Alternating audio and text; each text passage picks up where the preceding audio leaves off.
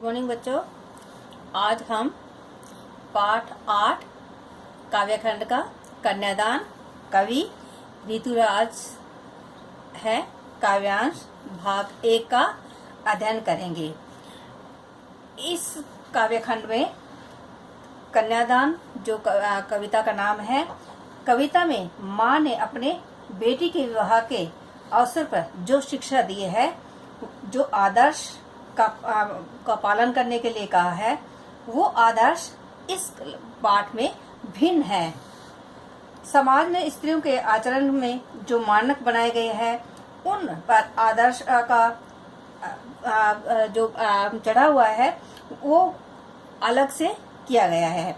इसमें स्त्री को कोमल कहकर जो बताया जाता है, वह पुरुष के समान शक्तिशाली नहीं बल्कि कमजोर है। इसी में नारी का बंधन छिपा है, उसे इस बंधन में बंधना नहीं है। माँ ये अपनी बेटी को संदेश दे रही है। लड़की होना पर लड़की जैसे दिखाई न देना कहकर माँ ने उसे इस बनावटी आदर्श से प्रभावित न होने की सलाह दी है। लड़की माँ के अंतिम पूंजी है, क्योंकि वह उसके सबसे निकट होती है तथा उसके सुख दुख में सहायक होती है। इस कविता में एक माँ के संचित अनुभवों की पीड़ा की व्यंजना मिलती है। तो पंक्तियां इस प्रकार है।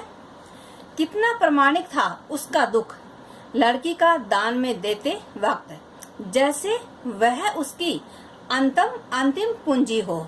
लड़की अभी सियानी नहीं थी, अभी इतनी भोली सरल थी कि उसे सुख का आभास तो होता था, लेकिन दुख बांचना नहीं आता था। पाठिका थी वह धुंधले प्रकाश की, कुछ तुकों और कुछ लयबंद पंक्तियों की। शब्दार्थ इस प्रकार है। प्रामाणिक, सच्चा यानी वास्तविक, दान यानी कन्यादान विवाह के एक रीति, पूंजी संपूर्ण संचित धन, सियानी यानी समझदार चतुर, आभास हल्की समझ या अनुमान, बांचना यानी पढ़ना समझ पाना, पाठिका यानी पढ़ने वाली, धुंधले यानी अस्पष्ट कम चमकदार, लयबद्ध यानी लय में बंदी यानी स्पष्ट। पंक्तियां हैं, उसकी व्याख्या इस प्रकार करेंगे कि कितना प्रामाणिक था उसका दुख लड़की का दान में देते वक्त।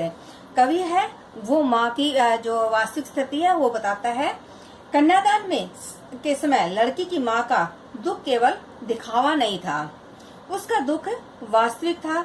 जो लग रहा था कि मानो वह अपने जीवन की सारी पूंजी किसी को सौंपने जा रही है, जैसे उसकी अंतिम पूंजी हो। लड़की अभी सियानी नहीं थी, अभी इतनी भोली सरल थी। कवि है वो आगे कह रहा है कि लड़की अभी समझदार नहीं थी, वह भोली और सरल स्वभाव वाली थी। उसे अभी संसारिक व्यवहार का, जीवन में कठोर यथार्थों का ज्ञान नहीं था कि उसे सुख का आभास तो होता था, लेकिन दुख बांचना नहीं आता था। उसके मन में वैवाहिक जीवन के सुखों की एक अस्पष्ट तस्वीर तो थी, लेकिन उसे उससे जुड़े दुखों और समस्याओं का ज्ञान न था। लेकिन दुख बांचना नहीं आता था। पाठिका थी वह धुंधले प्रकाश की, कुछ तुकों और कुछ लयबंद पंक्तियों की।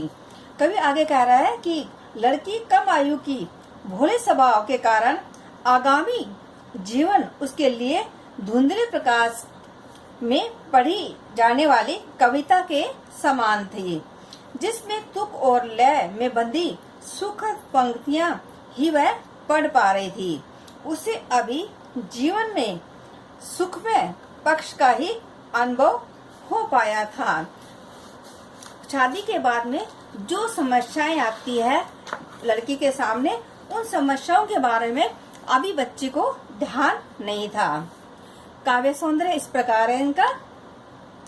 भाषा अपने वातावरण और लोक जीवन से जुड़ी हुई है। बिंबों का संजीव चित्रण है। भाषा तत्सम और तद्भव शब्दावली से युक्त है। प्रतीकात्मक शैली का प्रयोग हुआ है। धुंधला प्रकाश अस्पष्ट सुख का प्रतीक है। तुक और लयबंद पंक्तियां जीवन के रंगीन सपनों का प्रतीक है। इसमें तत्सम तद्भव उर्दू के शब्दों का प्रयोग हुआ है। साथ ही लाक्षणिक शब्दावली का भी प्रयोग है। वक्त उर्दू का शब्द है। छंद की दृष्टि से कविता मुक्त छंद है। जैसे वही उसकी अंतिम पूंजी है में उत्प्रेक्षा अलंकार है।